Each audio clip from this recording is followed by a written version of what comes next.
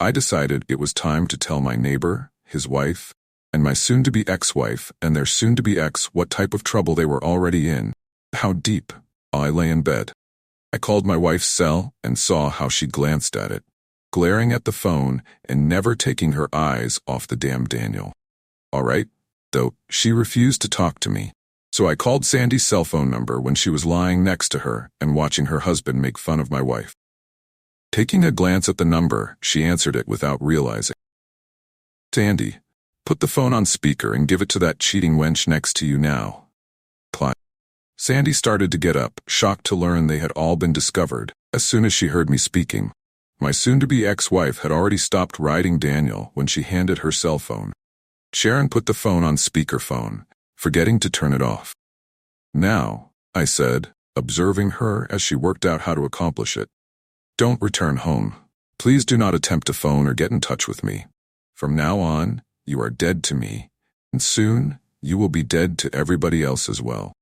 Just so you know, your wonderful friends came up with a scheme so Daniel could have a sexual relationship with you. I didn't cheat on you.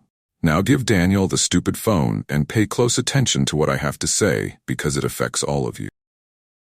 I talked as collectedly as though I were discussing the weather. She began to speak in shock after hearing my voice. On, not. Cut her off right away. It is just that. You have been adulterating in a room that is wired for sound and video for the last 6 weeks. While you were getting dressed and giving your soon-to-be-dead boyfriend the phone, reflect on the things that the three of you had done and said over the past 6 weeks. I could see the color drain from her face, even through the slightly grainy camera on my laptop when she turned to Daniel and stated, "He knows and is watching us now." Glancing around the room as though she could see the cameras, she gave Daniel the cell phone. Daniel, my ADD neighbor and good friend, you need to decide 2 things as soon as I hang up the phone after this call. I interrupted him before he could even begin to lament how it was the first time, blah blah blah. Firstly, I hope you have enough money on you, and enough petrol in your car to leave the nation as quickly as possible. Because I'm going to start looking for your fake ass, and the 2 girls you brought with you right now. I'm a tremendous shot, and I mean what I say. That should tell you. Secondly, please never attempt to return to this neighborhood. It would be pointless to attempt to return to retrieve your belongings or sell your property at this point, as it is now on fire. I don't want to see your wife, but don't bring her here, and don't try to look respectable by bringing my soon-to-be ex-wife back to me. Run as fast as you can to get as far away from me as you can, because when I get you, I'll show you exactly what the North Vietnamese taught me about torture. That's your best option. I am aware that you enjoy the Rambo films, but those were works of Hollywood fiction. I'll give you a glimpse into real life. I wouldn't have your wife or the betraying wench who used to be mine, but I will tell you that it's easier to run away on your own than to drag 2 unfaithful bitches with you. They need to know that they can share in all the fun with you if they are with you when I catch up with you. It won't be a problem for me to torment them both together. In the past 6 weeks, I've witnessed and heard enough to feel more than enough rage for them both.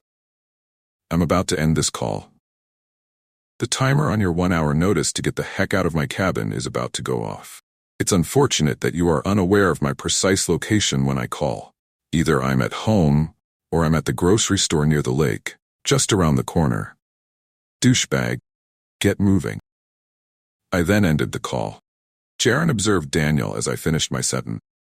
Then, as if he was not believing what I was telling him, he became a little pale and began to exhibit assurance that I was not biting, barking. They all talked at the same time, and I was glued to the television. "He's just fooling us," Daniel remarked. "He lacks the courage to take such a risk."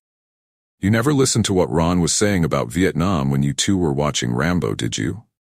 Sharon asked Dan. "No, all those old veterans embellish their exploits to make themselves feel better," Dan said.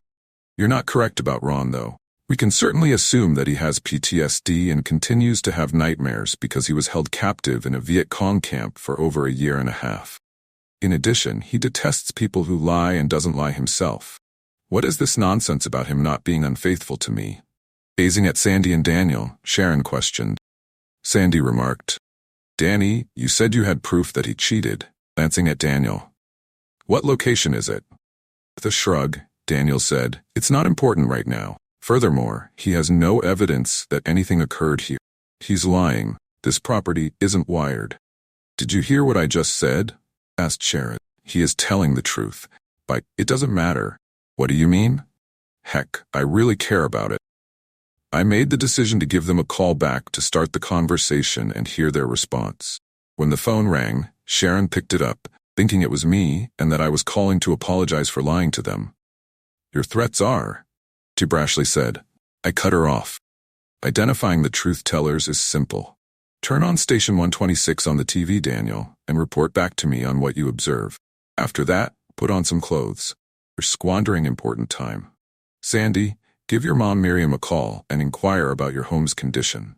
Recall that time is of the essence. You might also question Sandy about why, for the past 5 weeks, she's been sharing my cabin with Daniel every Tuesday night." I then ended the call.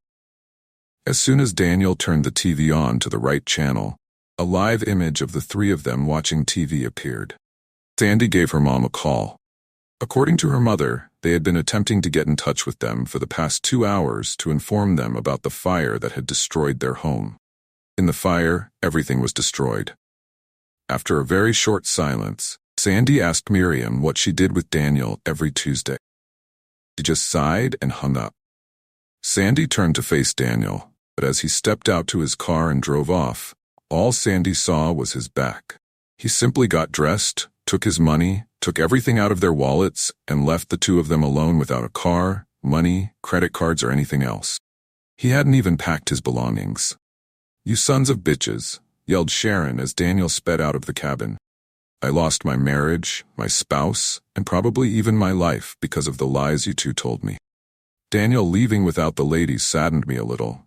I knew I would take care of them later. Sandy, who was almost as foolish as her spouse, remarked, "Oh, Sharon, please stop being so dramatic. Just a little sex took place. Nobody is going to be gravely injured, much less murdered. Ron is neither the kind of person who experiences PTSD, nor is he the kind to." She ran out of time to say anything more. As Daniel's automobile entered the driveway and activated the stretch cords that led to the explosives that were placed there was an abrupt and tremendous explosion. Daniel was already dead on the steering wheel, and there wasn't a square inch of the driver's side door without a hole in it. Since the doors were all pierced by the elements, anyone who ventured inside with Daniel would meet an immediate end at his hands. "So, what are you saying, there's no PTSD?" Sharon said Sandy, her face turning gray. "How do you interpret this? Tell me in the comments section below, please. Thank you for coming today. In order to make sure your next chef stays faithful, subscribe to our channel. Await the following story with interest. When you consider what's to come, it's nothing. But I strongly warn avoiding listening to the next story if you're younger than 18.